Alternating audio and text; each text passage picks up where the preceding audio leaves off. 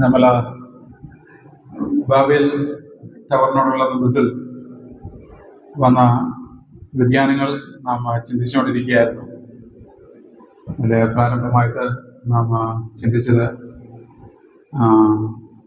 മനുഷ്യ സമൂഹം ഒന്നടങ്കം ഉണ്ടായ റിബല്യനാണ് അതിൻ്റെ പ്രധാന കാരണമായിട്ട്. അവരുടെ മത്സരമാണ് അതിൻ്റെ പരിണിത ഫലമായിട്ട് ദൈവം ന്യായവിധി അയച്ചു. ജനത്തെ വിവിധ സ്ഥലങ്ങളിലേക്ക് ചിതറിച്ചു.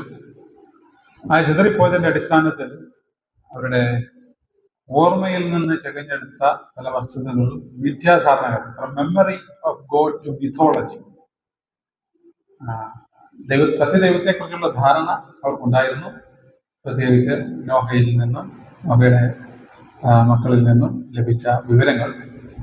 അത് നോഹ പ്രളയശേഷം വളരെ നാളുകൾ ജീവിച്ചല്ലോ. എൻ്റെ മക്കളും ദീർഘവർഷങ്ങൾ ജീവിച്ചതായിട്ടാണ് നാം കാണുന്നത്. ഫസ്റ്റ് ഹാൻഡ് ഇൻഫർമേഷൻ തന്നെ പാസ് ചെയ്തു. ഈ കിട്ടിയ വിവരങ്ങളൊക്കെ ചിതറിപ്പോയവർ ഓർമ്മയിൽ നിന്ന് എടുത്ത് അവരുടെ ചിന്താഗതിയും രീതിയും ഒക്കെ കൂട്ടിക്കൊഴിച്ച് ഒരു മിഥോളജി പോലെ രൂപപ്പെടുത്തി എടുക്കുന്ന രീതിയാണ് നമുക്ക് കാണാൻ സാധിക്കുക. ആ കാര്യമാണ് റോമാലേഖനം 1-ാം അധ്യായം 21 മുതലുള്ള വേദഭാഗങ്ങൾ അപ്പോസ്തലൻ പൗലോസ് നൽകുന്ന ഒരു സൂചന. റോമർ 1:21 മുതൽ, അവർ ദൈവത്തെക്കുറിച്ച് അറിഞ്ഞുവെങ്കിലും ദൈവമായി അംഗീകരിച്ച് മഹത്വപ്പെടുത്തുകയോ നന്ദിയുള്ളവരായിരിക്കുകയോ ചെയ്തില്ല. പിന്നെയോ സ്വന്തം യുക്തിബോധം കൊണ്ട് യാതൊരു പ്രയോജനവുമില്ലാതെ അവരുടെ വിവേകശൂന്യമായ ഹൃദയം ഇരുളടഞ്ഞു പോയി. ജ്ഞാനികളെന്ന് സ്വയം അവകാശപ്പെട്ടുകൊണ്ട് അവർ വെറും മൂഢരായി മാറി. അനശ്വരനായ ദൈവത്തിന് മഹത്വം നൽകേണ്ടതിന് പകരം നശ്വരനായ മനുഷ്യൻ, പക്ഷികൾ, മൃഗങ്ങൾ, ഇഴജന്തു ഇവയുടെ സാദൃശ്യത്തിലുള്ള രൂപങ്ങൾക്ക് അവർ മഹത്വം കൽപ്പിച്ചു.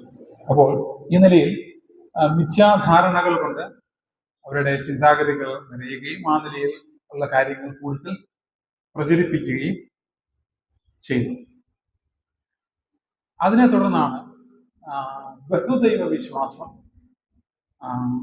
നമുക്ക് കാണുവാനായിട്ട് സാധിക്കുന്നത്.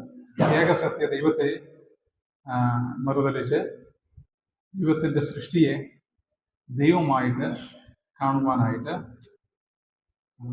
തുടങ്ങി. ഈ ബഹുദൈവ വിശ്വാസത്തിൻ്റെ ഒരു പരിധിവരെ ഭയത്തിൽ നിന്ന് ഉരുത്തിരിഞ്ഞ ഒന്നാണ്. പ്രത്യേകിച്ച് പ്രകൃതിക്ഷോഭം മറ്റുള്ള കാര്യങ്ങളൊക്കെ മനുഷ്യരെക്കാൾ ശക്തിയുള്ള ഒന്നാണ്. സൂര്യന്, വലിയ വൃക്ഷങ്ങള്, പർവ്വതങ്ങള്, പല ആത്മാക്കള്, അവരുടെ പൂർവ്വപിതാക്കന്മാരുടെ ആത്മാക്കളൊക്കെ ആ രീതിയിൽ ആരാധിക്കുകയും ഭജിക്കുകയും ചെയ്തു വരുന്ന ഒരു സ്ഥിതി നമുക്ക് കാണുവാൻ സാധിക്കും. ശരിക്കും പറഞ്ഞാൽ കാലങ്ങൾ പിന്നിട്ടപ്പോൾ എല്ലാം ദൈവമാണ് എന്നുള്ള നിലയിലേക്ക് എത്തിച്ചേരുന്ന സ്ഥിതിവിശേഷം തന്നെ വരികയുണ്ടായി. അവിടെ വിഗ്രഹാരാധന പ്രധാനമായിട്ടും ഉരുത്തിരിഞ്ഞു വരുന്നത് നമുക്ക് കാണുവാനായിട്ട് സാധിക്കും. നാം അപ്പോസ്തലപ്രവൃത്തി 17:26-27 ഭൂമിയിൽ എല്ലായിടത്തും അധിവസിക്കാൻ ഏക മനുഷ്യൻ നമ്മൾ സകല ജനതയെയും ഉളവാക്കി അവർക്ക് ജീവിക്കാനുള്ള കാലാവധികളും കൃത്യമായ സ്ഥലങ്ങളും നിർണയിച്ചു. മനുഷ്യർ ദൈവത്തെ അന്വേഷിക്കാനും സാധ്യമെങ്കിൽ ആ അന്വേഷണത്തിലൂടെ ദൈവത്തെ കണ്ടെത്താനുമാണ് അങ്ങനെ ചെയ്തിരിക്കുന്നത്. എന്നാൽ അവിടുന്ന് നമ്മിൽ ആരിൽ നിന്നും വിദൂരസ്ഥനല്ല. ഈ വാക്യവും നാം നേരത്തെ വായിക്കാതെ വിട്ട ആവർത്തന പുസ്തകം 32:8-9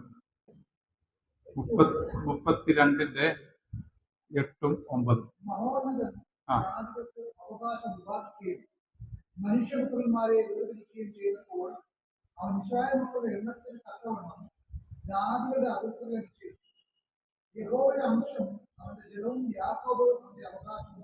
ഓക്കെ, പരമോന്നതൻ ജനതകൾക്ക് അവരുടെ ഓഹരി നൽകിയപ്പോൾ മനുഷ്യവർഗത്തെ ഇത് ഏത് സംഭവത്തെ കുറിച്ച് പറയുന്നത്?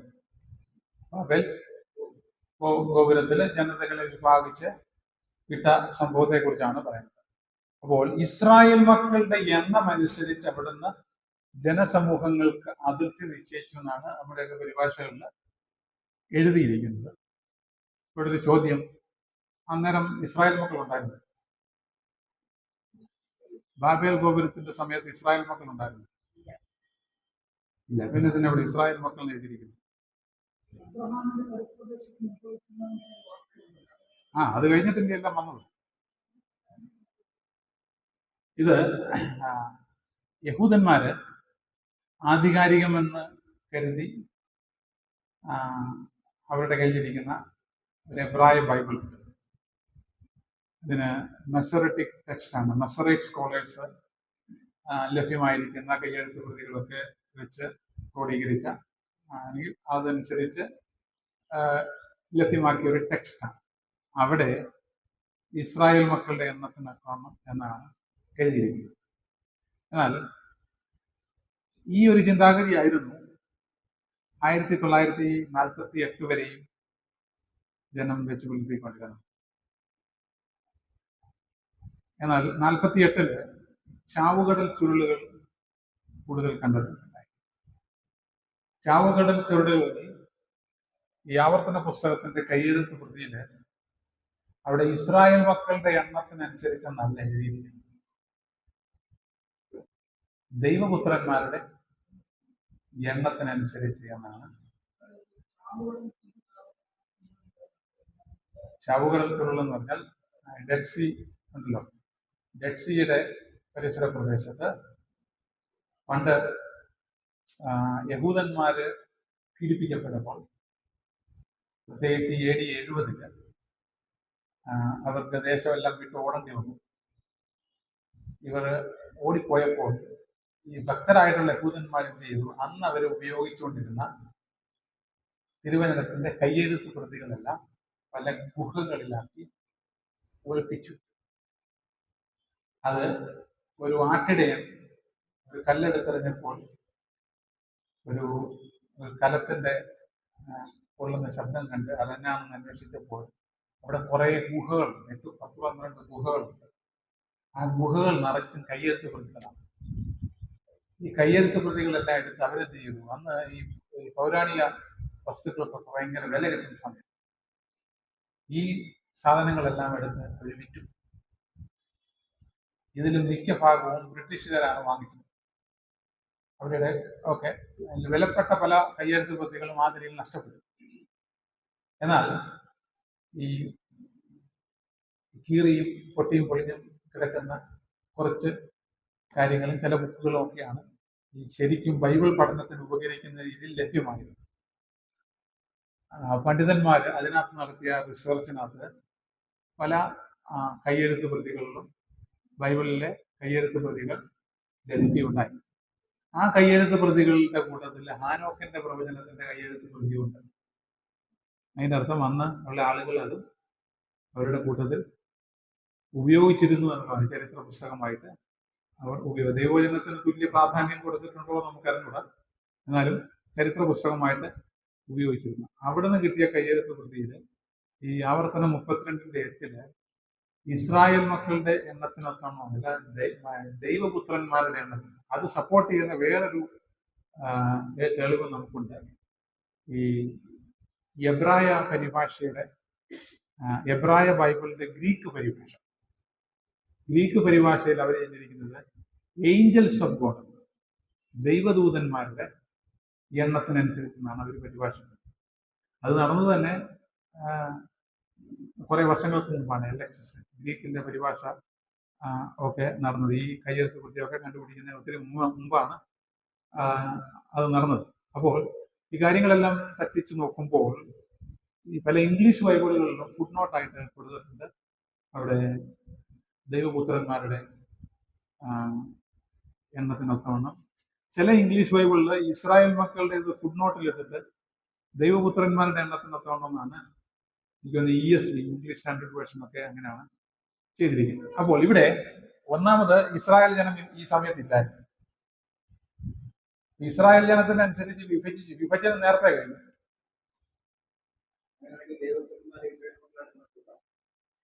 ഇല്ല, ഈ അർത്ഥത്തിൽ കണക്ട് ചെയ്യാൻ പറ്റത്തില്ല. കാര്യം ഇവിടെ നാം വായിക്കുന്നത് അതിർത്തി നിശ്ചയിച്ചു എന്നാണ്. അല്ലെങ്കിൽ പറയണായിരുന്നു ഇസ്രായേൽ മക്കളുടെ എണ്ണത്തിനനുസരിച്ച് അതിർത്തി നിശ്ചയിക്കുമെന്ന് പറയണായിരുന്നു. ഇസ്രായേൽ മക്കൾ പിന്നെ ജീവൻ ഇവിടെ അത് പാസ്റ്റ് ടെൻസിലാണ് ഉപയോഗിച്ചിരിക്കുന്നത്. അപ്പൊ ദൈവപുത്രന്മാരുടെ എണ്ണത്തിനനുസരിച്ച് നിശ്ചയിച്ചു എന്നാണ് ഇവിടെ രേഖപ്പെടുത്തിയിരിക്കുന്നത്. ഇവിടെ നാം കാണേണ്ട ഒരു വസ്തുത, ഉൽപ്പത്തി പുസ്തകം 10-ാം അധ്യായത്തില് ടേബിൾ ഓഫ് നേഷൻസ് ഉണ്ട്. ഓരോ ട്രൈബിന്റെയും പേരുകൾ പറയുന്നുണ്ട്. അതിൽ ചില മാനുസ്ക്രിപ്റ്റ്സിന്റെ ചെറിയ വ്യത്യാസങ്ങളൊക്കെ ഉണ്ടെങ്കിൽ അതെല്ലാം എണ്ണി നോക്കിയിട്ടുണ്ടെങ്കിൽ എല്ലാവരും പൊതുവെ അംഗീകരിക്കുന്നത് 70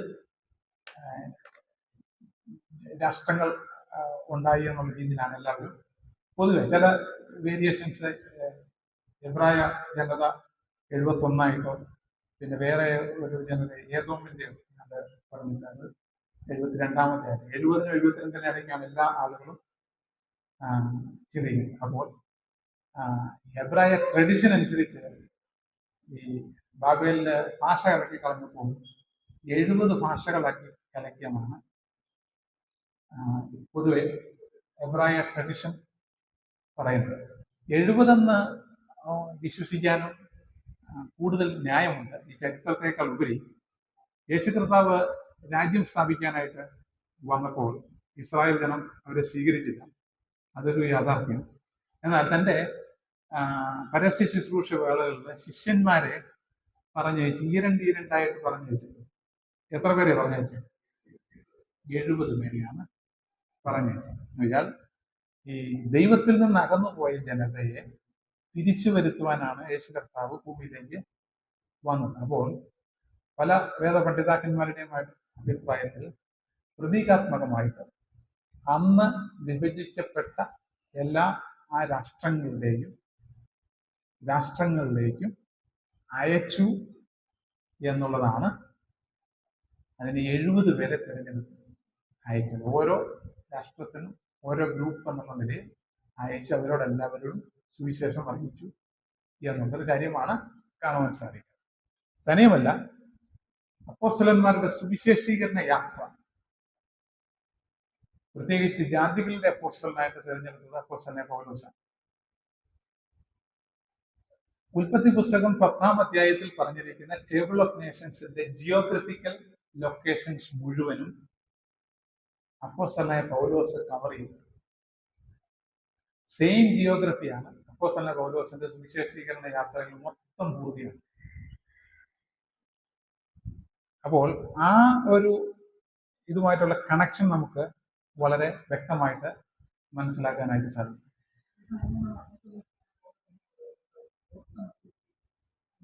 അത് ആയിരിക്കും. അപ്പോസ്തലനായ പൗലോസിന് കൂടുതൽ കാര്യങ്ങൾ യോഹന്നാൻ അപ്പോസ്തലന് ലഭിച്ചതിനേക്കാൾ കൂടുതൽ വെളിപ്പാട് അപ്പോസ്തലനായ പൗലോസിന് ലഭിച്ചു. കാര്യം, ഞാൻ കണ്ട കാര്യങ്ങൾ ഞാൻ 3-ാം സർഗ്ഗത്തോളം എടുക്കപ്പെട്ടു. ഉച്ചരിച്ചുകൂടാത്ത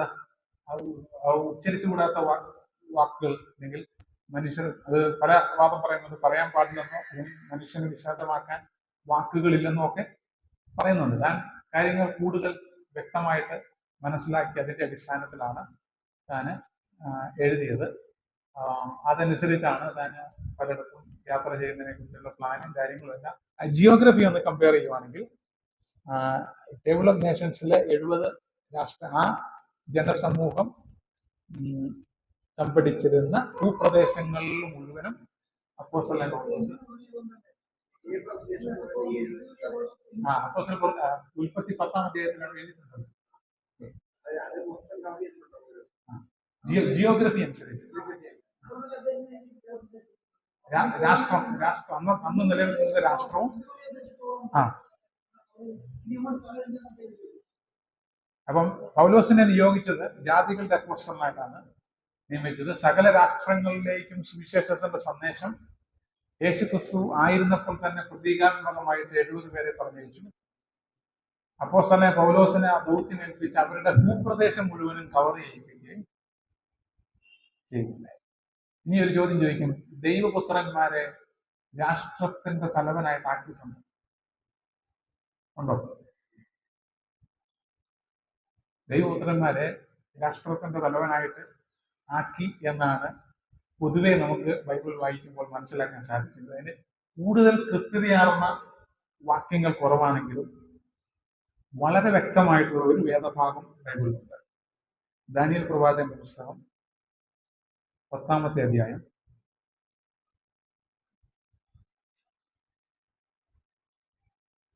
ഇവിടെ ദാനിയേലിന് ദൈവത്തിന്റെ അരുളപ്പാടുകൾ തരാനായിട്ട് ദൈവത്തിന്റെ ദൂതൻ വരുന്ന കാര്യം, ഈ ദൂതനെ തടസ്സപ്പെടുത്തിയ കാര്യം പറയുന്നു.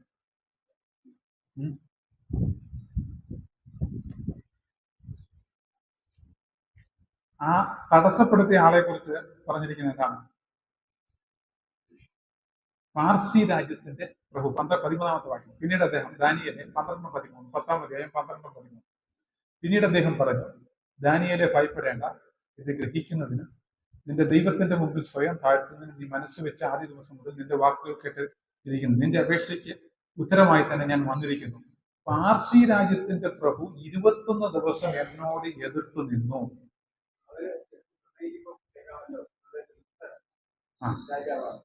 അല്ല, അത് പാർസി രാജ്യത്തിന്റെ പ്രഭു എന്നോട് എതിർത്തുന്നു. എന്നോട് എതിർത്തുന്നു ആരാ?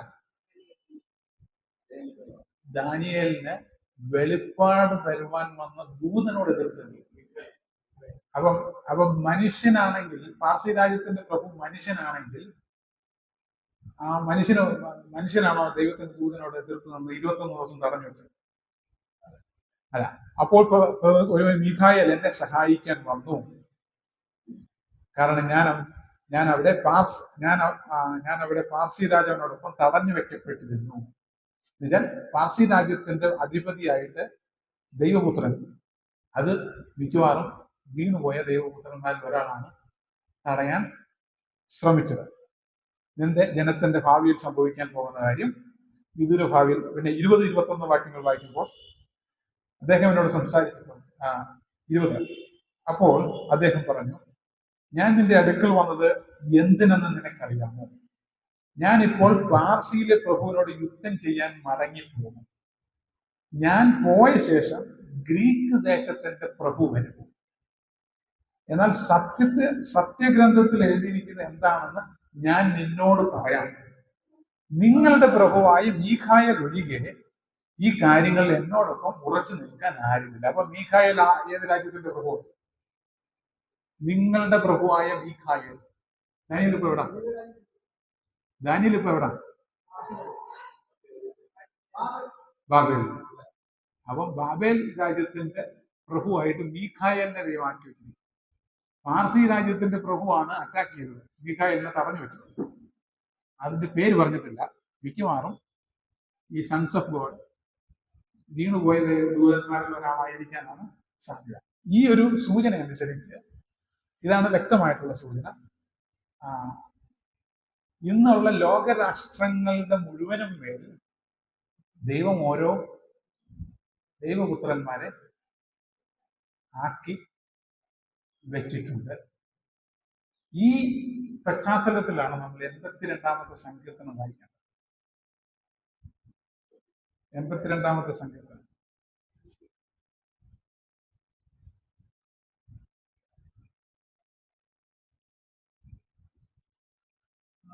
ദൈവം മഹാസഭയിൽ നിൽക്കുന്നു. ദേവന്മാരുടെ ഇടയിൽ ന്യായം വിധിക്കുന്നു. ആരാണ് ഈ ദേവന്മാര്?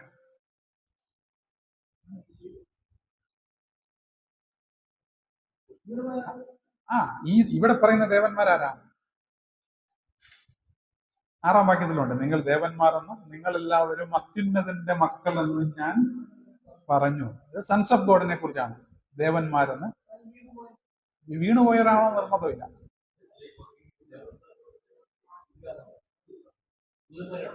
ദൈവദൂതന്മാരെ കുറിച്ചാണ്, സൺസ് ഓഫ് ഗോഡിനെ കുറിച്ചാണ്. ഇതിന് നാം മനസ്സിലാക്കേണ്ടത്, ഈ ഒരു വസ്തുത നമ്മളെ പറഞ്ഞ് മനസ്സിലാക്കുമ്പോൾ, അന്ന് ഈ ഭരണ സംവിധാനം, ഭൂമിയിലെ ഭരണ സംവിധാനം എന്തിന്റെ അടിസ്ഥാനത്തിൽ നിലവിൽ വന്നതാണ്? എന്തിന്റെ അടിസ്ഥാനത്തിലാണ് ഭൂമിയിലെ ഭരണ സംവിധാനം നിലവിൽ?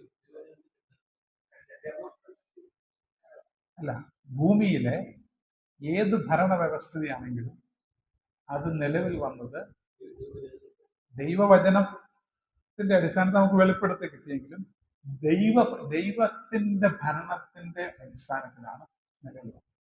ദൈവം എന്നേക്കും രാജാവാകുമെന്ന് പറയുന്നു. അപ്പോൾ അതിന്റെ അടിസ്ഥാനത്തിൽ ഇംപ്ലിമെന്റ് ചെയ്യപ്പെട്ട ഒരു സംവിധാനമാണ് ഭരണക്രമം. ഇവിടെ നാം വായിക്കുമ്പോൾ ദൈവപുത്രന്മാരെന്നും ദൂതന്മാരും എന്നൊക്കെ പറയുമ്പോൾ നമ്മൾ ചിന്തിക്കേണ്ട ഒരു വസ്തുത, അന്നത്തെ സാമ്രാജ്യത്വ വ്യവസ്ഥത അനുസരിച്ച് രാജാവ് ആരാണ്? ദൈവത്തിന് തുല്യമാണ്. രാജാക്കന്മാര് ദൈവത്തിന്റെ പ്രതിരൂപമാണ്, പ്രതീകമാണ്. രാജാവ് തന്നെയാണ് ദൈവം എന്നുള്ള രീതിയിൽ ആരാധിക്കണം എന്നുള്ള ചിത്രം ഒക്കെ പലയിടത്തും നമ്മൾ കാണുന്നുണ്ട്. പിന്നെ ആ സാമ്രാജ്യത്വ വ്യവസ്ഥിതിയിൽ സൺസ് ഓഫ് ഗോഡ് ഉണ്ട്. ആരാ സൺസ് ഓഫ് ഗോഡ്? അല്ല, ആ രാജാവിന്റെ കുടുംബാംഗങ്ങളും അധികാര സ്ഥാനം വഹിക്കുന്ന ആളുകളെയാണ് സൺസ് ഓഫ് ഗോഡ്. പിന്നെ താഴെക്കടയിലുള്ളവരാണ് പ്രജകൾ. ഇതേപോലെ ദൈവത്തിന്റെ ഭരണ വ്യവസ്ഥിതിയിലും ദൈവം രാജാവാണ്. ഭരണനിർവഹണം നടത്തുന്ന വ്യക്തികൾ എന്നുള്ള നിലയിൽ ദൈവപുത്രന്മാരുണ്ട്. അതിന്റെ കീഴെ വരുന്നതാണ് ദൂതന്മാർ. ഇയ്യോബിന്റെ പുസ്തകം ദൈവപുത്രന്മാർ ദൈവസന്നിധിയിൽ നിന്നു എന്ന് നാം വായിക്കുന്നുണ്ട്. അപ്പോൾ ദൈവം നടത്തുന്ന ഭരണ ക്രമീകരണം, ഈ ഭരണം നടത്തുവാനായിട്ട് ദൈവപുത്രന്മാരെ ആക്കി വെച്ചിരിക്കുകയാണ്.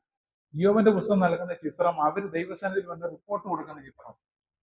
ആ കൂട്ടത്തിൽ സാത്താനും എന്നാണ് എനിക്ക്. അപ്പോൾ ഈ ഒരു ഭരണ വ്യവസ്ഥിതി മനസ്സിൽ വെച്ചുകൊണ്ട് 82 സങ്കീർത്തനം വായിച്ചാലേ മനസ്സിലാവില്ല. അവിടെ ദൈവപുത്രന്മാര് നീതിന്യായം നടത്തുന്നതിൽ പലപ്പോഴും പരാജയപ്പെട്ടു. അത് ദൈവം ശാസിക്കുന്ന ഒരു ചിത്രമാണ് ഇവിടെ നമുക്ക് കാണുന്നത്. ഇതിന് എതിരായിട്ട് പറയുന്ന ഒരു വാക്യമേ ഉള്ളൂ 7-ാം വാക്യത്തില്. എന്നാൽ വെറും മനുഷ്യരെ പോലെ നിങ്ങൾ മരിക്കും, ഭരണാധിപന്മാരെ പോലെ നിങ്ങൾ പട്ടുപോകും എന്ന് പറഞ്ഞാൽ ഇതൊരു ഒന്നാമത് മനസ്സിലാക്കേണ്ടത് ഇതൊരു പോയട്രിയാണ്, പദ്യമാണ്. അപ്പോൾ നിങ്ങളുടെ കൃത്യവിലോപനത്തിൽ കൃത്യം നിർവഹിക്കുന്നതിൽ പരാജയം സംഭവിച്ചതുപോലെ നിങ്ങൾക്ക് ശിക്ഷ കിട്ടും എന്നുള്ളൊരു അർത്ഥത്തിലാണ് നമുക്ക് ഇതിന്റെ പശ്ചാത്തലത്തിൽ ഈ ഒരു പ്രയോഗം കൊണ്ട് പദ്യശൈലിയിൽ നമുക്ക് മനസ്സിലാക്കുവാനായിട്ട് സാധിക്കുന്നത്. അതിന്റെ 8-ാമത്തെ വാക്യത്തിൽ വ്യക്തമാക്കുന്നുണ്ട്, ദൈവമേ എഴുന്നേൽക്കണമേ, ഭൂമിയെ വിധിക്കണമേ, കാരണം സകല രാഷ്ട്രങ്ങളും അങ്ങയുടെ അവകാശമാണ്.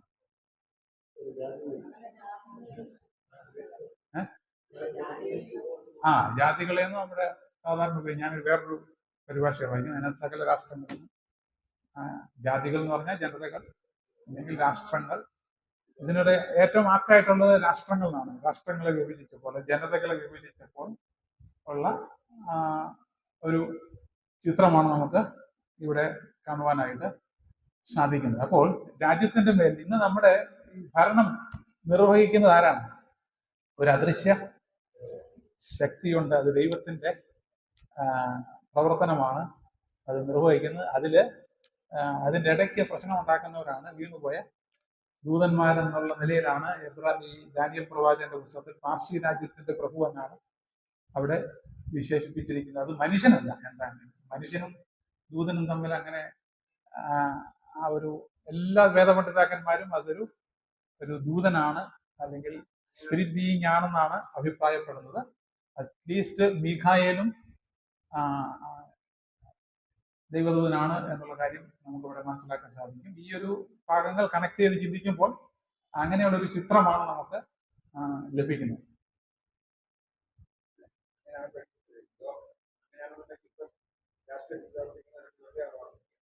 ദൈവമാണല്ലോ, ബൈബിൾ അറിയിക്കുന്നുണ്ട്, ഭരണാധിപനെ ആക്കുന്നതും നീക്കുന്നതും എല്ലാം ദൈവമാണല്ലോ. ദൈവമാണ് എല്ലാം നിയന്ത്രിക്കുന്നത്. ദൈവത്തിന്റെ ഉദ്ദേശങ്ങൾ, ലക്ഷ്യങ്ങൾ സാധൂകരിക്കുവാൻ ഓരോ കാലഘട്ടത്തിലും ഓരോ സ്ഥലത്തും ഓരോരുത്തരെയും ആക്കുന്നത് ദൈവമാണ്. അതുകൊണ്ടാണ് വിശ്വാസികൾക്കുള്ള ഒരു പ്രതീക്ഷയും പ്രത്യാശയും. ആര് വന്നാലും ദൈവമാണ് ഭരണം നിർവഹിക്കുന്നത്. നമ്മൾ അതിനെക്കുറിച്ച് ആകുലപ്പെടേണ്ട യാതൊരു കാര്യവുമില്ല.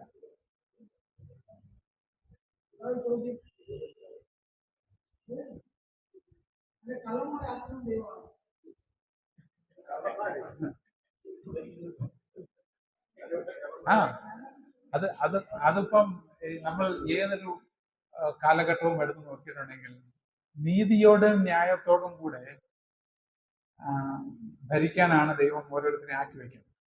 എന്നാൽ ആ, അതിന് വിപരീതമായിട്ട് പ്രവർത്തിക്കുന്നവരെ ആ ഉരുളയ്ക്ക് പേര് പോലെ അവർക്ക് തന്നെ ദൈവം അടി കൊടുക്കുന്ന ഒരു ചിത്രമാണ്. അത് രാഷ്ട്രങ്ങളുടെ കാര്യത്തിൽ മാത്രമല്ല, വ്യക്തി ജീവിതത്തിൽ നമുക്ക് കാണാൻ പറ്റും. നമ്മളെ ഏറ്റവും കൂടുതൽ പലരുടെയും ജീവിതം ഒന്ന് ലൈഫ് ഹിസ്റ്ററി എടുത്ത് നോക്കി, നമ്മുടെ ചെറുപ്പകാലത്തോ ഏറ്റവും കൂടുതൽ ആര് നമ്മളെ എങ്ങനെ പരിഹസിച്ചോ മെജോറിറ്റി ആളുകൾ ആ വ്യക്തി ഏത് കാര്യം പറഞ്ഞ് പരിഹസിച്ചോ ആ ആൾ ആ പൊസിഷനിൽ വരും. ഇല്ലേ? ദൈവം നീതി ന്യായം നടത്തുന്ന വ്യക്തിയാണ്. രാഷ്ട്രങ്ങളുടെ കാര്യത്തിലല്ല, വ്യക്തി ജീവിതത്തിൽ പോലും അങ്ങനെയാണ് നടത്തുന്നത്. നമ്മൾ മറ്റുള്ളവർക്ക് ദോഷം ചെയ്യാനായിട്ട് കുരുട്ടുകുത്തിയും ആലോചനയും ഒക്കെ പറഞ്ഞ് പലരെയും വഞ്ചിക്കാനൊക്കെ പറ്റുമായിരിക്കും. ആ നമ്മൾ ചെയ്ത ആ പ്രവൃത്തിയുടെ 10 ഇരട്ടിയായിട്ട് നമുക്ക് അതേ ശൈലി നമുക്ക് തിരിച്ചു ഇല്ലേ? വ്യക്തി ജീവിതത്തിൽ ദൈവം ഇങ്ങനെ ഇടപെടുന്നെങ്കിൽ രാഷ്ട്രത്തിലും ദൈവം ഇടപെടുന്നുണ്ട്. രാഷ്ട്രത്തിന്റെ ഭരണം ദൈവമാണ് നിശ്ചയിക്കുന്നത്, ദൈവമാണ് സകലത്തെയും ഭരിക്കുന്നത്. ഈ രാഷ്ട്രങ്ങളും സംവിധാനങ്ങളും ഒക്കെ ഉണ്ടായി വേർതിരിച്ചു പോയത് അതും ദൈവത്തിന്റെ പദ്ധതിയായിരുന്നു. കാര്യം മനുഷ്യന്റെ അതിക്രമം അത്രേ വലുതായിരുന്നു എന്ന് നാം ഓർത്തിരിക്കേണ്ടത് ആവശ്യമാണ്. ഞാൻ സൺസ് ഓഫ് ഗോഡ് ആരാണെന്നുള്ള കാര്യം വിശദീകരിക്കുമ്പോൾ ഇച്ചിരൂടെ വ്യക്തമാക്കാൻ ഞാൻ ശ്രമിക്കാം. പിന്നെ ഇവിടെ നമുക്ക് വലിയൊരു കോൺട്രാസ്റ്റ് നമുക്ക് കാണാൻ സാധിക്കുന്നത് ബാബേലും പെന്തക്കോസ്റ്റും തമ്മിൽ ഒരു വലിയ കോൺട്രാസ്റ്റ്, വലിയ വൈരുദ്ധ്യങ്ങൾ നമുക്ക് കാണാൻ സാധിക്കും. ബാബേലില് ഒരു ഭാഷ വ്യത്യസ്ത ഭാഷകളായിട്ട് കലക്കപ്പെട്ടു, അഹങ്കാരം മൂലം ചെതറപ്പെട്ടു. പെന്തക്കോസ്റ്റിൽ സംഭവിച്ചത് പല ഭാഷകൾ സംസാരിച്ചു, എന്നാൽ എല്ലാം മനസ്സിലായി. താഴ്മയോടുകൂടിയ ഹ്യൂമിലിറ്റിയും ഗ്യാതറിങ്ങും നമുക്ക് ഇവിടെ കാണുവാനായിട്ട് സാധിക്കും. ബാബേലിൽ നടന്നതിന്റെ ഒരു റിവേഴ്സ് ഓർഡറാണ് പെന്തക്കോസ്റ്റില് നടന്നത്. അപ്പോൾ നാം പറഞ്ഞു വന്നത് എന്താണ്? ബാബേലാണ് വ്യത്യസ്ത മതങ്ങൾ ഉത്ഭവിക്കുവാനായിട്ടുള്ള ഒരു കാരണമായിട്ട് അടിസ്ഥാനമായിട്ട് നമുക്ക് ബൈബിൾ അടിസ്ഥാനത്തിൽ ചിന്തിക്കാൻ കഴിയും. എന്നാൽ ഇതിന്റെ മധ്യത്തിൽ സത്യം ഏതാണെന്ന് ബൈബിൾ വ്യക്തമാക്കും. ഈ വ്യത്യസ്ത മതങ്ങളെല്ലാം രൂപപ്പെട്ടു വന്നത് പാപത്തിന്റെ പരിണിത ഫലമാണ്. അത് അവർ ചെതറിക്കപ്പെട്ടു. ദൈവമാണ് അവരെ ചെതറിച്ചത്. എന്നാൽ പഴയ നിയമത്തിലെ 82-ാം വാക്യത്തിൽ സങ്കീർത്തനത്തിൽ വായിച്ചതുപോലെ സകല രാഷ്ട്രങ്ങളെയും ഒരുമിച്ച് ചേർന്ന് സകല ജാതികൾക്കും ഉണ്ടാകുന്ന രക്ഷ എന്ന് പഴയ നിയമത്തിൽ തന്നെ സൂചനകളുണ്ട്. അത് കൂടുതലായിട്ട് വ്യക്തമാക്കുന്നതിൽ കർത്താവിന്റെ വരവ്, കർത്താവിലൂടെ സകല ജാതികളെയും ഒന്നാക്കി. അങ്ങനെയാണ് പരിശുദ്ധാത്മ സ്നാനത്താൽ യഹൂദനെന്നോ യവനെന്നോ ദാസനെന്നോ സ്വതന്ത്രനെന്നോ വ്യത്യാസമില്ലാതെ നാം എല്ലാവരും ഏകാത്മാവിനെ പ്രാപിച്ചും ഏകാത്മാവിനാൽ സ്നാനമേറ്റും ഇരിക്കുന്നു എന്നുള്ളത് നമുക്ക് കാണുവാനായിട്ട് സാധിക്കും. അപ്പോൾ ഇതാണ് ഈ ബാബേൽ ടവറുമായിട്ട് ബന്ധപ്പെട്ട് കാണുന്ന ചരിത്രം നമുക്ക് ചിന്തിക്കുമ്പോൾ കാണുവാനായിട്ട് സാധിക്കുന്നത്. അടുത്തത് ഈ ബാബേൽ ടവർ അത് സൂചിപ്പിക്കുന്ന കാര്യങ്ങൾ എന്തൊക്കെയാണ് എന്ന് ചുരുക്കമായിട്ട് ചിന്തിക്കാം.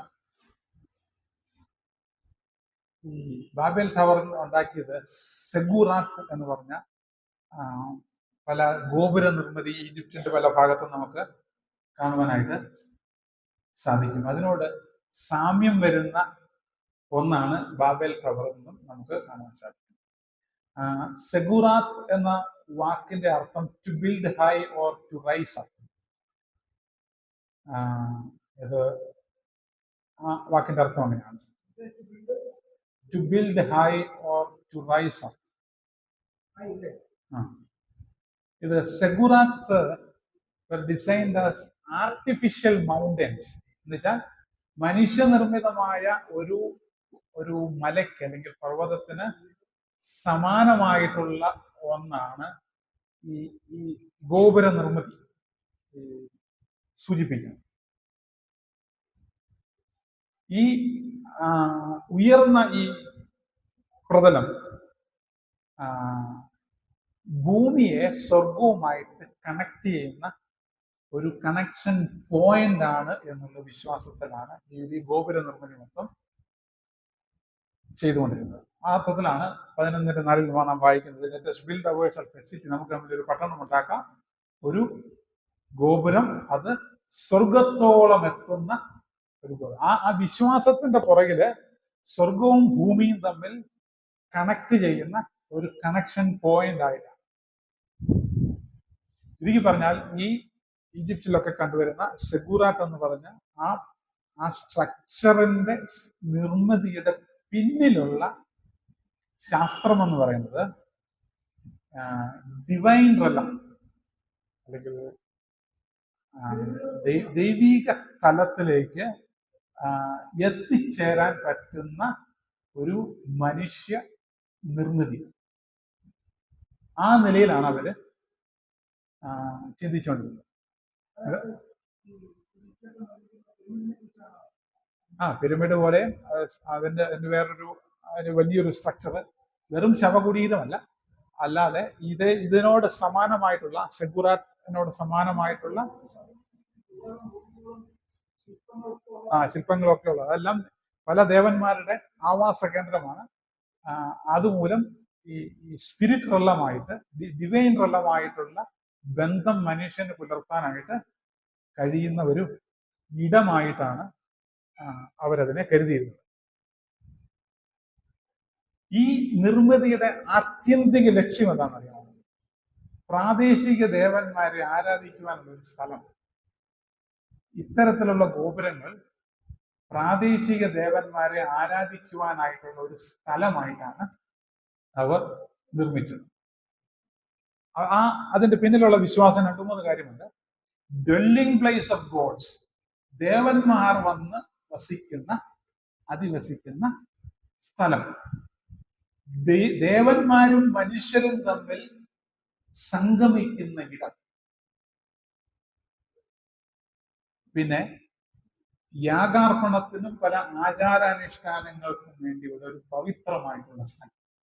ഈ നിർമ്മിതി, ഈ നിലയിലുള്ള ബാബേൽ ഗോപുരം പോലുള്ള ഗോപുരങ്ങൾ പണിതതിന്റെ പിന്നിലെ ചരിത്ര യാഥാർത്ഥ്യം അല്ലെങ്കിൽ അതിന്റെ പിന്നിലുള്ള ദൈവശാസ്ത്രം ഇതാണ്. 3 കാര്യം. ദേവന്മാർ വസിക്കുന്ന ഇടമാണിത്, മനുഷ്യനും ദേവന്മാരും തമ്മിൽ സംഗമിക്കുന്ന ഇടം, പിന്നെ യാഗാർപ്പണത്തിനും ഒക്കെയുള്ള ഒരു പരിശുദ്ധ ഇടമായിട്ട്. ഇവിടെ കയറി ചെല്ലാൻ പുരോഹിതന്മാർക്ക് മാത്രമേ അവകാശം ഉണ്ടായിരുന്നുള്ളൂ. അതിന്റെ ഏറ്റവും മുകളിൽ കയറി ചെല്ലുക എന്നുള്ളത് സാധാരണ ജനത്തിന് അതിനുള്ള അവകാശം ഉണ്ടായിരുന്നില്ല.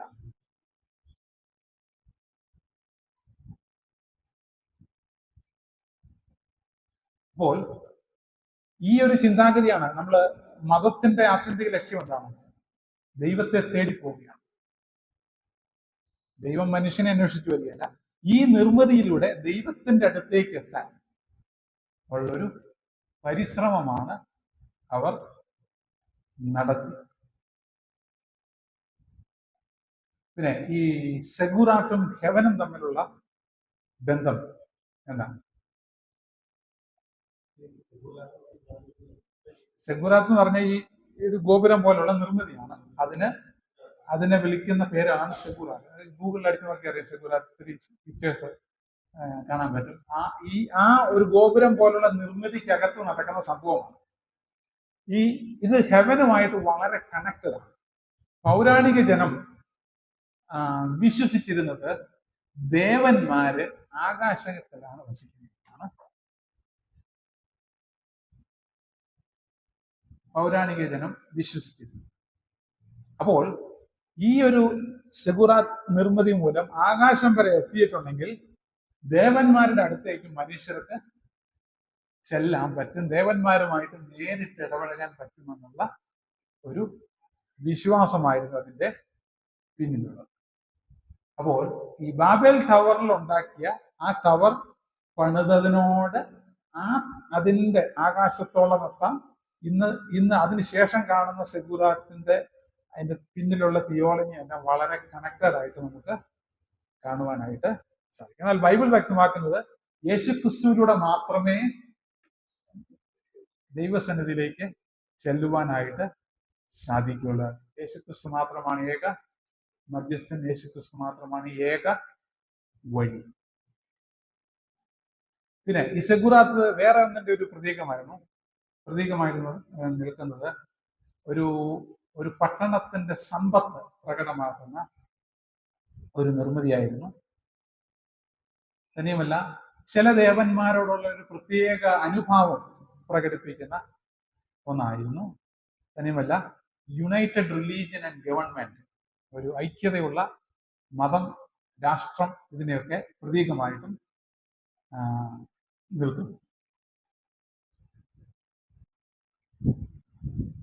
ദാനിയേൽ പ്രവാചകൻ പുസ്തകം 3-ാം അധ്യായത്തില് ഒരു വിഗ്രഹത്തെ ആരാധിക്കുവാനായിട്ട് അവിടെ പ്രതിഷ്ഠിക്കുന്നത് നമുക്ക് കാണുവാനായിട്ട് സാധിക്കും. ഇതെല്ലാം ഐക്യതയുടെയും ഒക്കെ ഇതിന്റെ പിന്നിൽ ഉള്ള ഒരു പ്രതീകങ്ങളായിട്ട് നിൽക്കുന്നത് നമുക്ക് ആ നിലയിൽ വേണമെങ്കിൽ ചിന്തിക്കാം.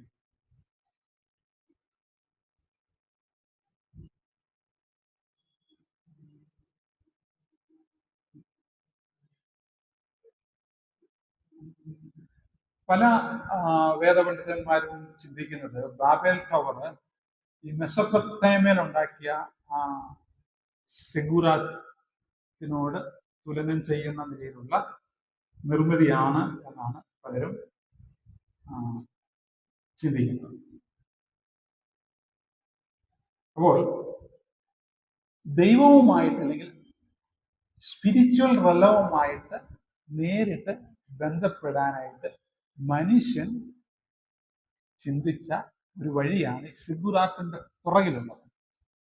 ഈ ഒരു ചിന്തയും സൺസ് ഓഫ് ഗോഡ് ദൂതന്മാരാണ് അല്ലെങ്കിൽ വീണുപോയ ദൂതന്മാരാണ് എന്ന് ചിന്തിക്കുമ്പോൾ ഞാൻ നേരത്തെ ഓർപ്പിച്ചതുപോലെ പ്രളയത്തിന് മുന്നേ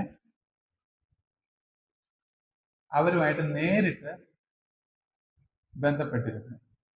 പ്രളയശേഷം അത് അവസാനിച്ചു. ദൈവം അവരെ ന്യായം വിധിച്ചത് മൂലം അങ്ങനെയുള്ള ഒരു അവസരം പിന്നീട് ദൈവം കൊടുത്തില്ല.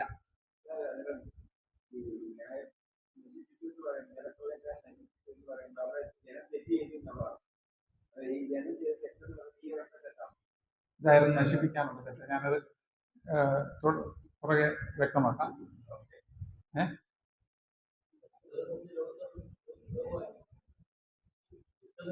ദുഷ്ടത എന്താണ് ദുഷ്ടത?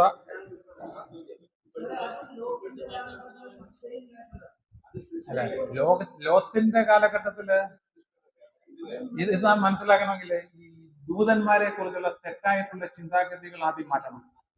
ദൂതന്മാരെന്ന് പറഞ്ഞാൽ നമ്മുടെയൊക്കെ മനസ്സിൽ വരുന്നില്ല അല്ല, പൊതുവെ ദൂതന്മാരെന്ന് പറഞ്ഞാൽ 2 ചിറകുകളുള്ള പറക്കുന്ന മാലാഖമാരെന്നൊക്കെയുള്ള ചിന്തയില്ല. പക്ഷെ പഴയ നിയമം, പ്രത്യേകിച്ച് പഴയ നിയമത്തിലെ ദൂതന്മാരുടെ പ്രത്യക്ഷത നാം ഒന്ന് സൂക്ഷ്മമായിട്ട് നിരീക്ഷിച്ചാൽ മനുഷ്യനെയും ദൂതന്മാരെയും തിരിച്ചറിയാൻ പറ്റത്തില്ല. ദൂതൻ ഏതാണ്, മനുഷ്യൻ ഏതാണെന്ന് തിരിച്ചറിയാൻ പറ്റത്തില്ല. 2-3 സന്ദർഭങ്ങൾ ബൈബിളിൽ വ്യക്തമായിട്ട് രേഖപ്പെടുത്തിയിട്ടുണ്ട്.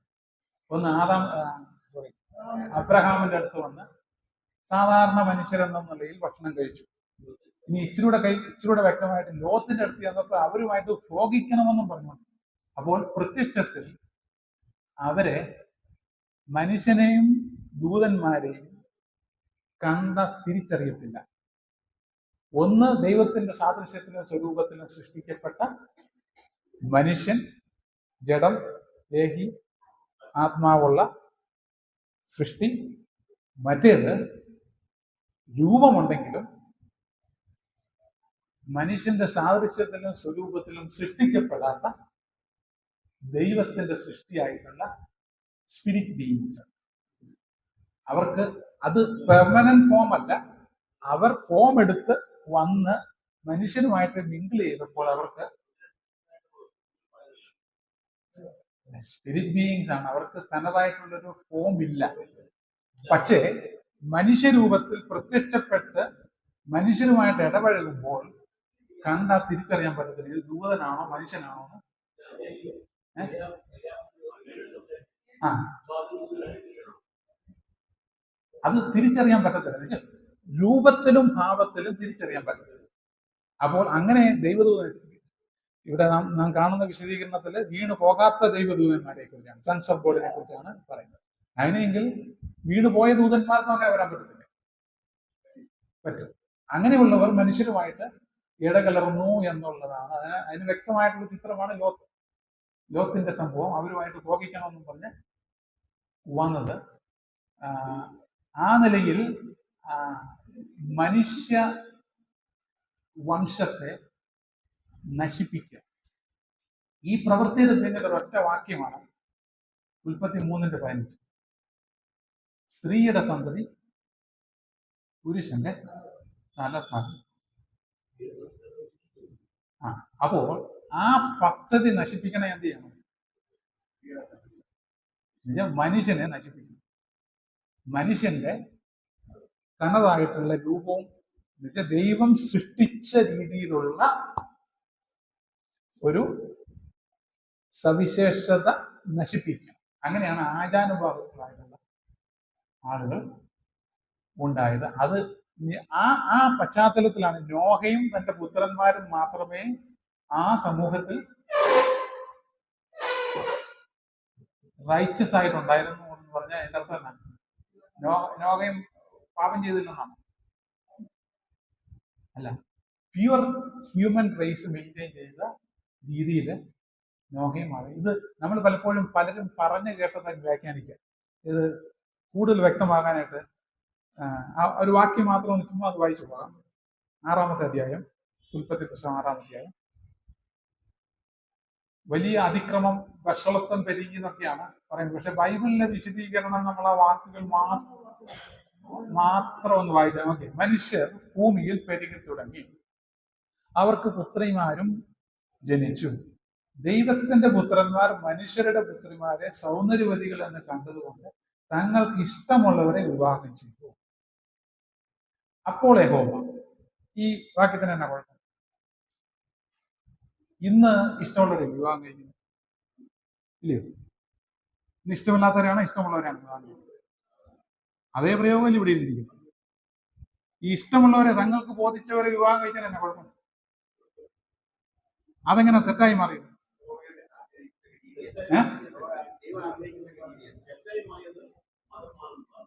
അല്ല, മതമൊന്നും ഇവിടെ പറയുന്നില്ലല്ലോ.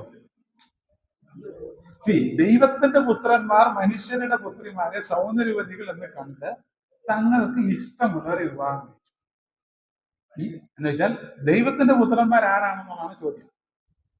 ദൈവത്തിന്റെ പുത്രന്മാര് മനുഷ്യരാണെന്ന് ചിന്തിച്ചു, ഷേത്തിന്റെ വംശത്തിൽപ്പെട്ട ആളാണെന്ന് ചിന്തിച്ചു. അങ്ങനെയാണെങ്കിൽ ഈ ചെയ്ത പ്രവർത്തിക്കുന്ന തെറ്റ് ഒരു തെറ്റുമില്ല. ഇങ്ങനെ വിവാഹം കഴിച്ചോണ്ടാണ് മനുഷ്യന്റെ ആയുസ് കുറച്ചത്. അപ്പം ഇഷ്ടമുള്ളവരെ വിവാഹം കഴിച്ചുകൊണ്ടാണ് കുഴപ്പമില്ല. അപ്പൊ ഇവിടുത്തെ തെറ്റെന്താണ്? പണ്ടുള്ള എല്ലാവരും സഹോദരങ്ങളിൽ വിവാഹം കഴിച്ചത്. അവിടെയാണ് പറയുന്നത് ഈ കാലഘട്ടത്തിന് ശേഷവും 4-ാം വാക്യത്തിൽ, ഈ കാലഘട്ടത്തിന് ശേഷവും ഭൂമിയിൽ മല്ലന്മാർ ഉണ്ടായിരുന്നു. ദൈവത്തിന്റെ പുത്രന്മാർ മനുഷ്യരുടെ പുത്രന്മാരെ അറിഞ്ഞ് അവർക്ക് മക്കൾ ജനിച്ചു.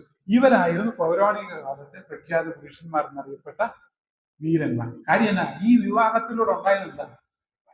മല്ലന്മാരാണ്. ഈ മല്ലന്മാരുണ്ടാകണമെങ്കിൽ മനുഷ്യനോട് ചേർന്ന മല്ലന്മാരുണ്ടാകും ഇല്ല? അങ്ങനത്തെ സ്വഭാവത്തെ കുറിച്ചല്ല ഇവിടെ. മല്ലന്മാരെന്ന് പറയുന്നത് നമ്മൾ ചിന്തിക്കുന്ന പോലെ 7 8 നമ്മളൊക്കെ 2 അടി പൊക്കമുള്ള മനുഷ്യരല്ല. ബൈബിളിലെ തന്നെ വിവരണവും ആർക്കിയോളജിക്കൽ ഡിസ്കവറീസും അനുസരിച്ച് 16 മുതൽ 20 അടി പൊക്കമുള്ള ആജാനുബാഹുക്കളായിട്ടുള്ള മനുഷ്യരെയാണ് മല്ലന്മാരെന്ന് ഗോലിയാത്ത് ഒക്കെ പറയുന്നത്. അപ്പോൾ അങ്ങനെയുള്ളവർ ജനിച്ചു എന്ന് വെച്ചാൽ DNA മാനിപ്പുലേഷൻ മൂലം ദൈവത്തിന്റെ പുത്രന്മാർ, വീണുപോയ ദൂതന്മാർ, അവരുടെ സ്ഥാനം നോക്കാതെ ദൈവത്തിന്റെ കൽപ്പനയ്ക്ക് മറുതലിച്ച് ഈ രീതിയിൽ മനുഷ്യനുമായിട്ട് ബന്ധത്തിൽ ഏർപ്പെട്ടതാണ് പ്രശ്നമായി.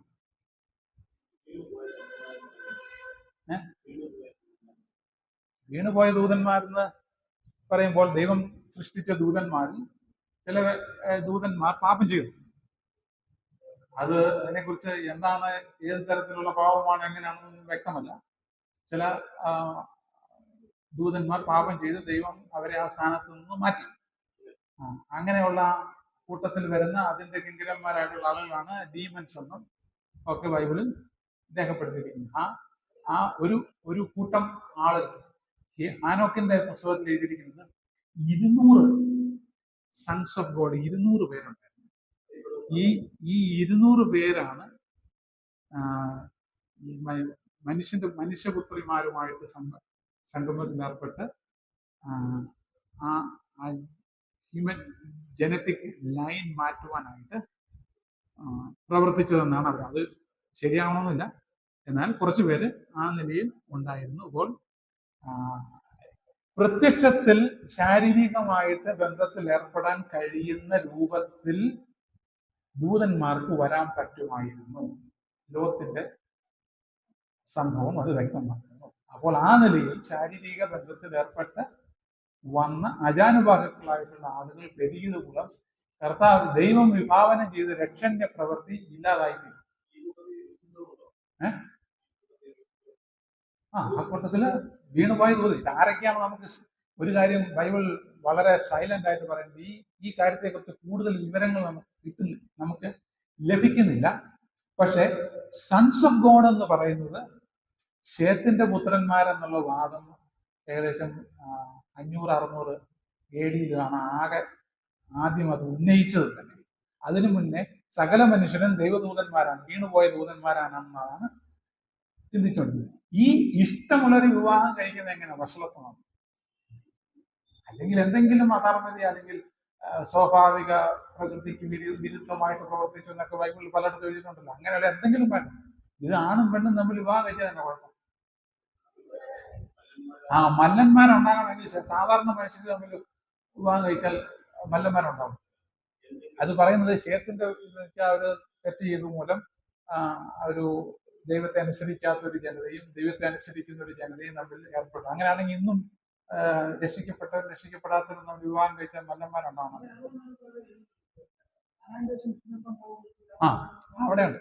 അവിടെയുണ്ട്. അതിന് ശേഷം ഉണ്ടായിരുന്നു. അതിന് പല ആളുകളും പറയുന്നത് ഈ നോഹയുടെ 3 മക്കളില് 3 മക്കൾക്കും ഭാര്യമാരെ എടുത്തത് 7 ദിവസം മുന്നെയാണ് അവരുടെ ഭാര്യമാരെ എടുത്തതെന്നാണ് ആ നോഹയുടെ പ്രവചനത്തിൽ പറയുന്നത്. കാര്യം ശരിയായിട്ടുള്ള വുമണിനെ കാണാനില്ലായിരുന്നു. അപ്പോ അതെല്ലാവരും പ്യൂർ ആണോ ഇല്ലയോ എന്ന് നമുക്കറിയത്തില്ല. എന്നാൽ പല പണ്ഡിതന്മാരുടെയും അഭിപ്രായത്തിൽ അതില് 2 പേർക്ക് പ്യൂർ വുമൺ ഉണ്ടായിരുന്നു. അതിൽ ഒരാളുടെ സന്തതി ഹാമിന്റെ ആണെന്ന് തോന്നുന്നു. ഹാമിന്റെ വംശത്തിലുള്ള ആളാണ് ഈ അനാട്യമല്ലന്മാരും ആയിട്ട് വന്നത്. അതിൽ നിന്ന് ഉത്ഭവിച്ചവരാണ് പിന്നീട് അജാനുബാഹുക്കളായിട്ട് വന്നത്. അവര് ഒറ്റ നോക്കാൻ പോയപ്പോൾ പറഞ്ഞൊരു പ്രയോഗം, ഇച്ചിരി ഒരു ആശ്ചര്യ ഭാവം കൂടുതലുണ്ടെങ്കിലും ഞങ്ങൾ അവരുടെ മുമ്പിൽ പുൽച്ചാടികളെ പോലെയാണ് പറയാൻ. അതിന്റെ അർത്ഥമല്ല, അവർക്ക് വലിയ സൈസും ഞങ്ങൾ ചെറുതാണ്. അപ്പം 20 അടി പൊക്കവും 6 അടി പൊക്കവും തമ്മിലുള്ള കമ്പാരിസൺ ഒന്ന് നോക്കി.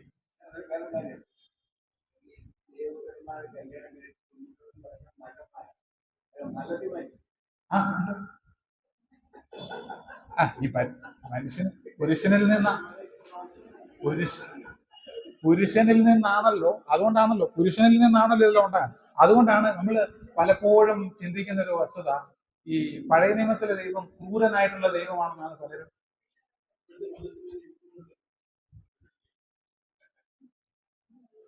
പഴയ നിയമത്തിലെ ദൈവം ക്രൂരനായിട്ടുള്ള ദൈവമാണെന്നാണ് പലപ്പോഴും ചിന്തിക്കുന്നത്.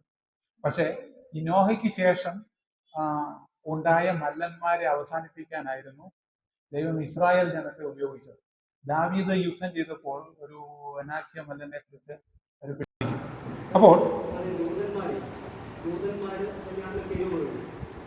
അല്ല, ദൂതന്മാരെന്ന് പറഞ്ഞാൽ അവരുടെ ജോബ് ഡിസ്ക്രിപ്ഷനാണ്.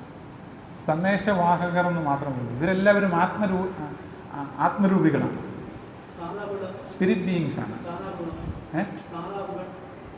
സാറാഫുകൾക്കും കെരൂബുകൾക്കും ചിറകുണ്ട്. ദൂതന്മാർക്ക് ചിറകുള്ളതായിട്ട് ബൈബിളിലെങ്ങും ഇല്ല.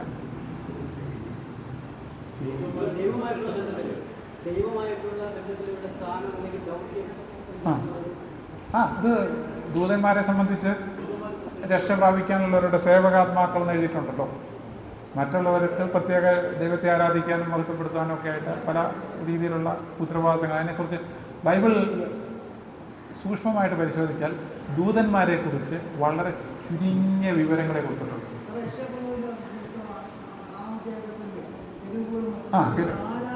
ആരാധിക്കണം. കെരൂബുകൾക്കും സാറാഫുകൾക്കും ഒക്കെ ചിറകുണ്ട്, പക്ഷെ ദൂതന്മാർക്ക് ചിറകുള്ളതായിട്ട്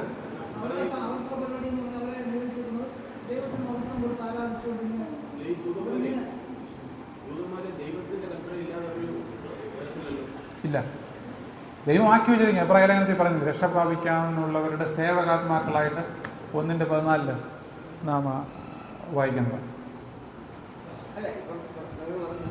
ദൈവത്തിന്റെ കൽപ്പന പ്രകാരമേ ദൂതന്മാരെ പ്രവർത്തിക്കുന്നുള്ളൂ. ആ ദൂതന്മാരിൽ പെട്ടാണ് ദൈവദൂതന്മാർ. അതിന് ദൈവത്തോട് ചോദിക്കാതെ അവർ ഭൂമി വന്ന് അതല്ലേ തങ്ങളുടെ സ്ഥാനം കാക്കാത്ത ദൂതന്മാരെ ശിക്ഷാവധിക്കായി ബന്ധിച്ചിരിക്കുന്ന യൂദയുടെ ലേഖനത്തിൽ പറയുന്നില്ലേ, അവർക്കൊരു പ്രോട്ടോക്കോളുണ്ട് ബിഹേവ് ചെയ്യാനുള്ള. അതിനെ റിബല് ചെയ്ത് ദൂതന്മാർ പ്രവർത്തിച്ചു എന്നാണ്.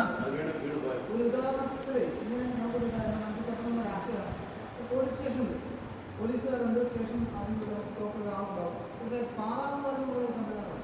അവർ മറ്റു കാര്യങ്ങളല്ല, പോലീസിനകത്തെ കാര്യങ്ങൾ മാത്രമേ അത് പോലീസുകാർ അന്വേഷണത്തിന് വിടുന്നു. അതേപോലെ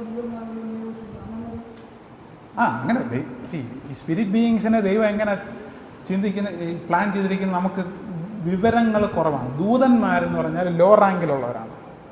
പിന്നെ സൺസ് ഓഫ് ഗോഡ്, ദൂതന്മാരെ ദൈവപുത്രന്മാരെന്ന് വിളിച്ചിട്ടില്ല. സൺസ് ഓഫ് ഗോഡ് എന്ന് പറഞ്ഞാൽ ദൈവത്തിൻ്റെ അടുത്ത് ശുശ്രൂഷയ്ക്ക് നിയമിക്കപ്പെട്ട ഒരു സേവക സംഘമാണ്. അതിൻ്റെ മുകളിൽ ദൈവം. പിന്നെ ഇതിനകത്തുള്ളൊരു വലിയൊരു ഏറ്റവും ചിന്തിക്കാനും നമുക്ക് ദൈവത്തിന് നന്ദി പറയാൻ കഴിയുന്നൊരു വസ്തുത എന്ന് പറഞ്ഞാൽ, രക്ഷിക്കപ്പെട്ട എല്ലാവരും ഇന്ന് സൺസ് ഓഫ് ഗോഡാണ്, ചിൽഡ്രൻ ഓഫ് ഗോഡാണ്, ദൈവമക്കളാണ്. എന്നുവെച്ചാൽ ദൈവത്തിൻ്റെ സേവക വൃന്ദത്തിൻ്റെ ഗണത്തിലാണ് നമ്മളെ ഉൾപ്പെടുത്തിയിരിക്കുന്നത്. ഈ ജാതികളുടെ സംഖ്യ തികയെന്ന് പറയുന്നത് ബൈബിളിലുണ്ടല്ലോ. അപ്പം പല വേദപണ്ഡിതാക്കന്മാരും, ബൈബിളിൽ ആധാരമൊന്നുമില്ല, പല വേദപണ്ഡിതാക്കന്മാരും അഭിപ്രായപ്പെടുന്നത് വീണുപോയ ദൂതന്മാരിൽ 1/3 ദൂതന്മാരാണ് വീണുപോയത്. അപ്പം ദൈവം സൃഷ്ടിച്ച ദൂതന്മാരിലെ 1/3 സംഖ്യ തികയുമ്പം കർത്താവ് വരുമെന്നാണ് പറയുന്നത്. എന്നുവെച്ചാൽ രക്ഷിക്കപ്പെട്ട ജനം എല്ലാവരുടെയും കൂടെ കണക്കെടുത്താൽ അന്ന് വീണുപോയ ആളുകളുടെ അംഗസംഖ്യ തികയുമ്പം കർത്താവ് വരുമെന്നാണ് പലരും അഭിപ്രായപ്പെടുന്നത്. ബൈബിൾ വാക്യങ്ങളൊന്നുമില്ല. ഈ ജാതികളുടെ സംഖ്യ തികയുന്നത് വേണമെങ്കിൽ ആ രീതിയിൽ ചിന്തിക്കുന്നതുകൊണ്ട് തെറ്റില്ല.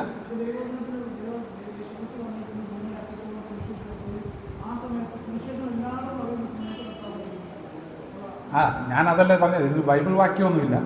പല ആളുകളും അഭിപ്രായപ്പെടുന്നത് 1/3 ദൂതന്മാർ വീണുപോയെന്നില്ലേ പറയുന്നത്. അപ്പോൾ അവരെ റീപ്ലേസ് ചെയ്യണമെങ്കിൽ ദൈവപുത്രൻ, രക്ഷിക്കപ്പെട്ട മനുഷ്യരായിരിക്കുന്ന ദൈവപുത്ര പദവിയിലേക്ക് ഉയർത്തപ്പെടുന്ന ആളുകളുടെ സംഖ്യ തികയുമ്പോൾ ഒരു അഭിപ്രായമാണ്. അതിന് ബൈബിൾ വാക്യങ്ങളെടുത്ത് പറയാൻ ഒന്നുമില്ല. എന്നാൽ ജാതികളുടെ ഇടയിൽ സുവിശേഷം അറിയിക്കുക, രക്ഷിക്കപ്പെടുന്ന അവസാന വ്യക്തിയും തികയുന്നോളം കർത്താവ് വരും എന്നുള്ളതാണ്. അപ്പം നമ്മൾ ഈ കാര്യം മനസ്സിലാക്കണമെങ്കിൽ ദൈവപുത്രന്മാരാര് എന്നുള്ളത് മനസ്സിലാക്കണം. ഈ ശേത്തിൻ്റെ വംശത്തിൽപ്പെടുന്ന ആണെന്ന് ചിന്തിക്കാൻ യാതൊരു ന്യായവും ഞാൻ കാണുന്നില്ല. ഈ ശേത്തിൻ്റെ വംശത്തിൽപ്പെടുന്ന ആളാണ് എന്ന് പറഞ്ഞത് മൂലമാണ് ഈ വംശീയ വേർതിരിവ് വന്നത്. എനിക്ക് തോന്നുന്നത് സെൻറ്റ് അഗസ്റ്റിനാണ് ആദ്യമായിട്ട് ഈ അഭിപ്രായം മുന്നോട്ട് വെച്ചത്. ദൈവപുത്രന്മാരെന്ന് പറയുന്നത് സൺസ് ഓഫ് ഗോഡാണ്, ശേത്തിൻ്റെ വംശത്തിൽപ്പെടുന്ന ആളുകളാണ്. സെന്റ് അഗസ്റ്റിൻ പ്രൊട്ടസ്റ്റന്റുകാരെ സപ്പോർട്ട് ചെയ്യുന്ന വ്യക്തിയായിരുന്നു. ആ. കത്തോലിക്കക്കാരനായിരുന്നെങ്കിലും ഈ സപ്പോർട്ടിങ് പ്രൊട്ടസ്റ്റന്റ് സെന്റ് അഗസ്റ്റിൻ. അങ്ങനെ എനിക്ക് വായിച്ചിട്ടുണ്ട്. പിന്നെ ഈ നമ്മൾ വേറൊരു കാര്യം കൂടെ മനസ്സിലാക്കേണ്ടത്, ഈ ദൈവശാസ്ത്ര രൂപീകരണത്തിന് ഈ സഭാപിതാക്കന്മാരായിട്ട് പ്രവർത്തിച്ച ഒത്തിരി ആളുകളാണ്. മാർട്ടിൻ ലൂതർ, ജോൺ കാൽവിൻ, ഇവരൊക്കെ ഉണ്ടല്ലോ. ഇവർക്കെല്ലാവർക്കും ഒരു പൊതു സ്വഭാവം ഉണ്ടായിരുന്നു. ഇവരെല്ലാവരും യഹൂദ വിരോധികളായിരുന്നു. അപ്പോൾ യഹൂദന്മാർ പറഞ്ഞതിൽ നിന്ന് വിഭിന്നമായിട്ട് എന്തെങ്കിലും പറയുക എന്നുള്ളത് ഇവരുടെ രക്തത്തിലുള്ളൊരു സംഭവമായി. അതുകൊണ്ട് പണ്ട് യഹൂദന്മാർ ട്രഡീഷണലായിട്ട് ചിന്തിച്ചുകൊണ്ടിരുന്നതിന് വിപരീതമായിട്ട് ആശയം പ്രചരിപ്പിക്കണം എന്നുള്ള അർത്ഥത്തിലാണ് ഇവരെല്ലാവരും. അവർ മാനുഷിക പറഞ്ഞത് ഈ ആരും ഒരു വ്യക്തിയല്ലേ പറയുന്നത്, അതിപ്പോൾ ശരിയാവണമെന്നില്ലല്ലോ. പക്ഷേ ഈ 48 വരെ ഇതൊരു കൺഫ്യൂഷനിലാണ് നിന്നത്. ഈ ചാവുകടൽ ചുരുളും കൂടെ കിട്ടിയപ്പോൾ അവിടെ ദൈവപുത്രന്മാരുടെ സംഖ്യയ്ക്കനുസരിച്ചാണ് വിഭജിച്ചു കൊടുത്തതെന്നൊക്കെ കൂടുതൽ ചിന്തിക്കാൻ തുടങ്ങിയപ്പോൾ ഈസ്റ്റേൺ ചിന്താഗതിയിൽ കാര്യങ്ങൾ മനസ്സിലാക്കാൻ ആളുകൾ ശ്രമിച്ചു. മറ്റേതെല്ലാം ഈസ്റ്റിനെ വെസ്റ്റിലുള്ള ആളുകൾ യഹൂദ വിദ്വേഷം കൊണ്ട് പ്രചരിപ്പിച്ച തിയോളജി ആയിട്ടാണ് പലതും കാണുവാനായിട്ട് സാധിക്കുന്നത്. അതുകൊണ്ടാണ് ദൂതന്മാർക്കൊക്കെ ചിറക് വന്നത് വെസ്റ്റേൺ ഐഡിയോളജിയാണ്. ഏതോ ഒരു സാഹിബ് അവൻ്റെ ഭാവനയിൽ ദൂതനെന്ന് പറഞ്ഞാൽ ചിറകുള്ളൊരു രൂപമാണെന്ന് പറഞ്ഞു. അതനുസരിച്ച് എല്ലാവരും അത് തന്നെ പറഞ്ഞു പഠിപ്പിച്ചു, പ്രചരിപ്പിച്ചു. തന്നെയുമല്ല, ഈ ബ്രിട്ടീഷ് ആളുകളുടെ ഇടയിലാണല്ലോ ചാവുകടൽ ചുരുളുകൾ ആദ്യം ചെന്ന് ചേർന്നത്. അന്ന് അവർ ഗവൺമെൻറ്റിൻ്റെ സഹായത്തോടുകൂടെ പല കാര്യങ്ങളും പറയുകയും പഠിപ്പിക്കുകയൊക്കെ ചെയ്തിരുന്നു. ഈ മാനുസ്ക്രിപ്റ്റ്സ് അവരുടെ കയ്യിൽ വന്നപ്പം അവർ പഠിപ്പിച്ച പലതും തെറ്റാണെന്ന് അവർക്ക് ബോധ്യമായി. അതുകൊണ്ട് അവരിത് പുറം ലോകം കാണിച്ചില്ല. അവർ കുറേ ആളുകൾ അത് തന്നെ നശിപ്പിച്ചു. കാര്യം ഇത്രയും നാളും പറഞ്ഞു വെച്ചത് തിരുത്തി പറയണമെന്നുള്ളത് അവർക്ക് തന്നെ ഒരു കുഴപ്പമായി. അതുകൊണ്ട് പല ചുരുളുകൾ അവർ തന്നെ നശിപ്പിച്ച് കളയുന്നുണ്ട്. എന്നിട്ടും ലഭിച്ച ചില ഫ്രാഗ്മെൻസിൽ നടത്തിയ ഗവേഷണത്തിൻ്റെ അടിസ്ഥാനത്തിലാണ് ഈ സത്യങ്ങളെല്ലാം നമുക്ക് കൂടുതൽ വ്യക്തതയോടുകൂടെ മനസ്സിലാക്കുവാനായിട്ട് സാധിക്കുന്നത്. പഴയ നിയമ പശ്ചാത്തലത്തിൽ ദൈവപുത്രന്മാർ എന്ന് പറയുന്നത് ദൂതന്മാരെക്കുറിച്ചാണ് പറഞ്ഞിരിക്കുന്നത്. എന്നാൽ പുതിയ നിയമത്തിൽ രക്ഷിക്കപ്പെട്ട ദൈവജനത്തെയാണ്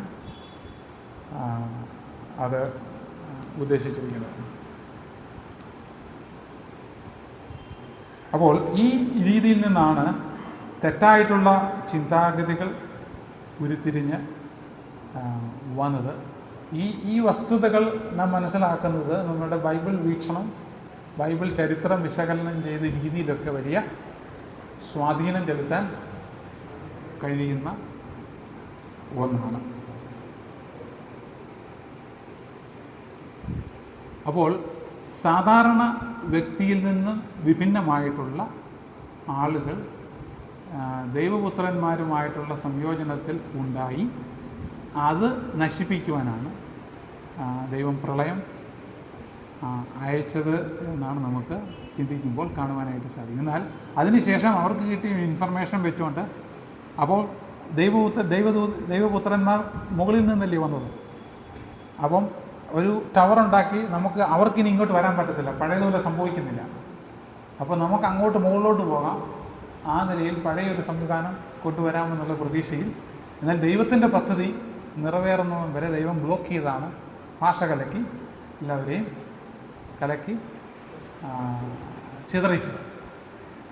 അപ്പം നോഹയുടെ കാലം പോലെ വരുമെന്നാണ് പുതിയ നിയമത്തിൽ നാം വായിക്കുന്ന അന്ത്യകാലമാവുമ്പോൾ. ഇന്നത്തെ ശാസ്ത്രത്തിൻ്റെ മൂവ്മെൻറ്റും രീതിയുമെല്ലാം അതിന് പിൻബലം നൽകുന്ന രീതിയിലാണ് മൊത്തത്തിൽ നമുക്ക് കാണുവാനായിട്ട് സാധിക്കുന്നത്. ഡീഹ്യൂമനൈസേഷൻ, ട്രാൻസ്ഹ്യൂമനിസം എന്നൊക്കെ പറഞ്ഞുകൊണ്ട് പല ഈ ക്ലോൺഡ് ശിശു അതൊക്കെ അതിൻ്റെ ആദ്യത്തെ പടിയായിരുന്നു. ഇപ്പോൾ DNA ബ്ലൂ പ്രിൻ്റ് കണ്ടുപിടിച്ചത് മൂലം ഡി എൻ എ എങ്ങനെ മാനിപ്പുലേറ്റ് ചെയ്യാൻ പറ്റും എന്നുള്ള ഗവേഷണത്തിലാണ്. ഇന്ന് പല എക്സ്പെരിമെൻസും തെളിയിക്കുന്നൊരു വസ്തുത, 4000 വർഷങ്ങൾക്ക് മുമ്പ് ഉള്ള മനുഷ്യാവശിഷ്ടങ്ങളുടെ ഡി എൻ എയും ഇന്നത്തെ മനുഷ്യൻ്റെ ഡി എൻ എയും തമ്മിൽ ഒരു 7% വ്യത്യാസം. ആ പഴയ ഡി എൻ എയോടുകൂടി ഇന്നത്തെ മനുഷ്യന് ജനിക്കാൻ പറ്റിയാൽ മനുഷ്യന് ദീർഘകാലം ജീവിക്കാൻ പറ്റും, മനുഷ്യൻ്റെ ആ സൈസും വലുപ്പമാകുമെന്നുള്ള ഒരു ഗവേഷണത്തിലൂടെ പലരും ആ നിലയിലുള്ള അനുമാനത്തിലേക്ക് എത്തിയിരിക്കുകയാണ്. അതുകൊണ്ടാണ് ഇന്ന് ഇപ്പം കഴിഞ്ഞ ദിവസം തന്നെ എലോൺ മസ്ക് ഒരു പ്രസ്താവന പറയുകയുണ്ടായിരുന്നു, മനുഷ്യനെ പ്രായമാക്കുന്നത് ഏതോ ഒരു തരത്തിലുള്ള ഒരു പ്രോട്ടീനോ ഒരു എലമെൻ്റാണ്, അത് കണ്ടുപിടിച്ച് അതിനെ ട്രീറ്റ് ചെയ്താൽ മനുഷ്യന് കൂടുതൽ ജീവിക്കാൻ പറ്റും. ഈ ദീർഘകാലം ജീവിക്കുമ്പോൾ ഈ മാനിപ്പുലേഷന് സാധ്യത കൂടുതലാണ്. ഇന്ന് 100 വർഷം കൊണ്ട് ഒരാൾ മരിക്കുന്നു, അതേ സ്ഥാനത്ത് ഒരാൾ 600 വർഷം ജീവിച്ചാൽ ആ അറിവ് എല്ലാം കൂടെ കൂട്ടി യോജിപ്പിച്ച് പുതിയ കണ്ടുപിടുത്തങ്ങൾ മാനിപ്പുലേഷന് സാധ്യത കൂടുതലാണ്. അതുകൊണ്ടാണ് ദൈവം മനുഷ്യൻ്റെ ആയുസ് കുറച്ചത് തന്നെ. എന്നാൽ ഇന്ന് മനുഷ്യൻ ദീർഘായുസോട് കൂടി ഇരിക്കാൻ വേണ്ടി പല കാര്യങ്ങളും ചെയ്യുന്നു. പക്ഷേ ദൈവം ആ കൽപ്പന പറഞ്ഞതിന് ശേഷം ചുരുക്കം ചില ആളുകൾ മാത്രമേ ദീർഘായുസോട് ജീവിച്ചിരുന്നുള്ളൂ. അതിൽ അബ്രഹാം 175, പിന്നെ പ്രളയത്തിന് മുമ്പുണ്ടായിരുന്ന കുറച്ച് ആളുകൾ 600-700 വർഷങ്ങൾ ജീവിച്ചതായിട്ട് കാണുന്നു. അതിനുശേഷം ചരിത്രത്തിൻ്റെ ഏടുകളിൽ ഒരിടത്തും 120 വർഷം കഴിഞ്ഞതായിട്ട് ജീവിച്ചു എന്ന് പറയാൻ ആധികാരികമായിട്ടുള്ള ഒരൊറ്റ വ്യക്തിയെ പോലും രേഖ ലഭ്യമല്ല. ചില ആളുകൾ 1-2 പേര് ജീവിച്ചിരുന്നു എന്നൊക്കെ അഭിപ്രായപ്പെടുന്നുണ്ട്. പക്ഷേ കൂടുതൽ സാധൂകരിക്കുന്ന തെളിവുകൾ വളരെ കുറവ്. അപ്പോൾ ഇതാണ് പ്രളയത്തിന് മുമ്പ് നടന്നതും പ്രളയത്തിന് ശേഷവും നടന്ന ബൈബിൾ ചരിത്രവും ബൈബിൾ വീക്ഷണവും നാം മനസ്സിലാക്കേണ്ടത് വളരെ അത്യാവശ്യമാണ്. എന്തെങ്കിലും ചോദ്യമുണ്ടെങ്കിൽ ചോദിക്കാം, അല്ലെങ്കിൽ അടുത്ത ക്ലാസ് നാളെ നമ്മുടെ മതങ്ങൾ സ്പ്രെഡായ റീജിയനെ കുറിച്ച് നമ്മൾ ചിന്തിക്കാം. അതിനുശേഷം സമയം അനുവദിക്കുന്നതനുസരിച്ച് വിവിധ മതങ്ങളെ കുറിച്ച് ചുരുക്കമായിട്ട് ചിന്തിക്കാം. നമ്മൾ ആദ്യം ക്രിസ്തു മതത്തെക്കുറിച്ച് ചുരുക്കമായിട്ട് പറയാം. അതിനുശേഷം മറ്റു മതങ്ങളുടെ പ്രധാന പഠിപ്പിക്കലുകളും അവരെ എങ്ങനെ ക്രിസ്തുവിലേക്ക് ആകർഷിക്കാം, അവരുടെ സന്നിധിയിലേക്ക് പോകുമ്പോൾ നമ്മൾ ചില കുറിവാക്യങ്ങൾ വ്യക്തമായിട്ട് നാം അറിഞ്ഞിരിക്കേണ്ടതായിട്ടുള്ള ചില വസ്തുതകളുണ്ട്. അതിനെക്കുറിച്ചൊക്കെ വളരെ ചുരുക്കമായിട്ട് ചിന്തിക്കാമെന്ന് കരുതുന്നു. എന്തെങ്കിലും ഡൗട്ട് ഉണ്ടെങ്കിൽ ചോദിക്കാം, അല്ലെങ്കിൽ നമുക്ക് പ്രാർത്ഥിച്ച് അവസാനിപ്പിക്കാം.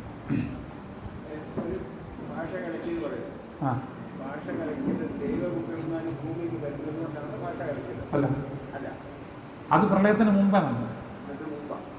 പ്രളയത്തിന് ശേഷം പഴയ സ്ഥിതിയിലേക്ക് വരാനായിട്ട് ദൈവത്തിൻ്റെ അടുത്തേക്ക് ചെല്ലാൻ വേണ്ടി ഒരു ഐഡൽ വർഷിപ്പിൻ്റെ ഒരു കേന്ദ്രമാക്കി മാറ്റി. സത്യദൈവത്തെ ആ പഴയ ഒരു അറ്റംപ്റ്റ് നടത്താനും, അത് നടത്തിയാലും വിജയിക്കത്തില്ല.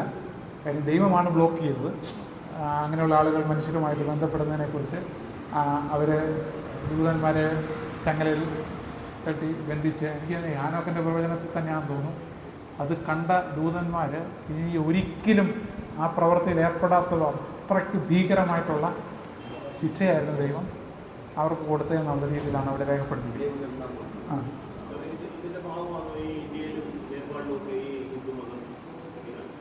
അത് മതങ്ങൾ അവിടെ നിന്നാണ് സ്പ്രെഡ് ചെയ്തത്. നമ്മൾ അടുത്ത ദിവസം ചിന്തിക്കാം. അതിനുശേഷമാണ് ഭാഷ കലക്ട് ചെയ്ത് അവരുടെ പ്രൈഡും ദൈവകൽപ്പന അനുസരിച്ച് ദൈവത്തെ ആരാധിക്കാതെ ദേവന്മാരുടെ ഒരു സങ്കേതം ഉണ്ടാക്കി അങ്ങനെ വന്നപ്പോൾ അത് കാര്യങ്ങൾ മോശമാകും എന്നുള്ള ചിന്ത ദൈവം അവരെ കലക്കി വിട്ടതാണ്. കാര്യം ദൈവമാണല്ലോ ചരിത്രത്തെ നിയന്ത്രിക്കുന്നത്. ചരിത്രത്തെ നിയന്ത്രിക്കുന്ന നിലയിൽ അതിന് വിപരീതമായിട്ട് വരുമ്പോൾ ദൈവം ഇടപെടും. അന്ന് ദൈവം ഇടപെട്ടു, കാര്യങ്ങളൊക്കെ കലക്കി. അതിനുശേഷം ദൈവപുത്രന്മാരെയാണ് ആക്കി വെച്ചിരിക്കുന്നത്. നമ്മൾ ആവർത്തനം 32 8 വായിച്ചിട്ടുള്ളത്.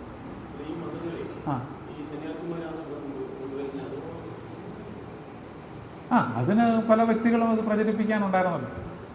അപ്പം ആദ്യം നമ്മൾ അടുത്ത ദിവസം ചിന്തിക്കാം അതിനെക്കുറിച്ച്.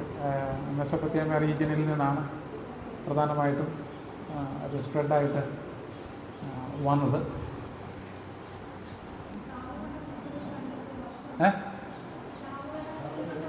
എനിക്ക് തോന്നുന്നു 1948.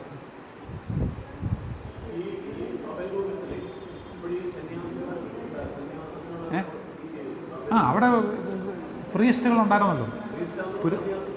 അത് ഓരോ കൾച്ചറിനും ഓരോ രീതിയാണല്ലോ. അന്ന് ഈ കാര്യങ്ങളൊക്കെ എടുക്കാനായിട്ട് അവരുടെ പുരോഹിതന്മാർ ഉണ്ടായിരുന്നു. അതിൽ പ്രധാനിയായിരുന്നു നിമ്രോദും മല്ലനായിരുന്നു.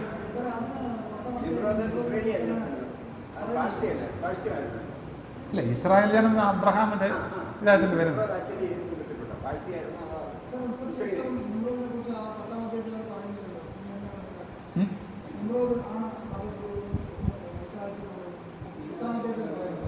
പതിനൊന്നാമത്തെ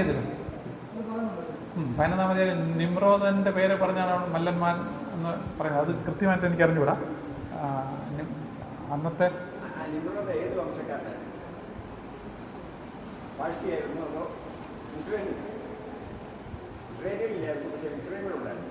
അല്ല, ഇസ്രായേലും മിസ്രൈമിലും ഒക്കെ പിന്നീടില്ലേ വരുന്നത്. അത് ആ ജീനിയോളജി വെച്ച് നോക്കണം. അല്ലെ, അവരുടെ ജീനിയോളജി ബൈബിളിൽ ഇല്ലല്ലോ, നമുക്കത് ഊഹിക്കാനേ പറ്റത്തുള്ളൂ എങ്ങനെയാണ്. എന്തായാലും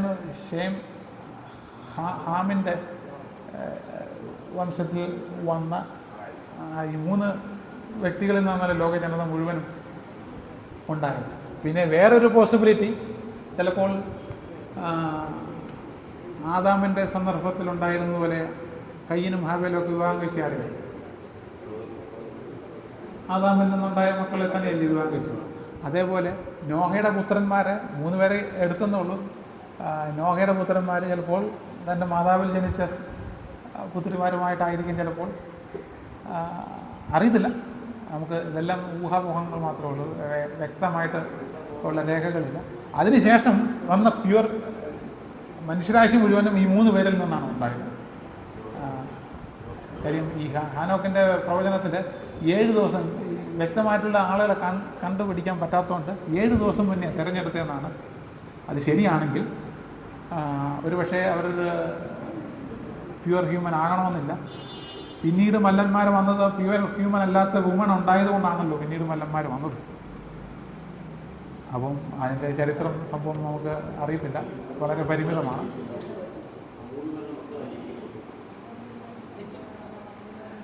ഓക്കെ, പ്രാർത്ഥിക്കാം.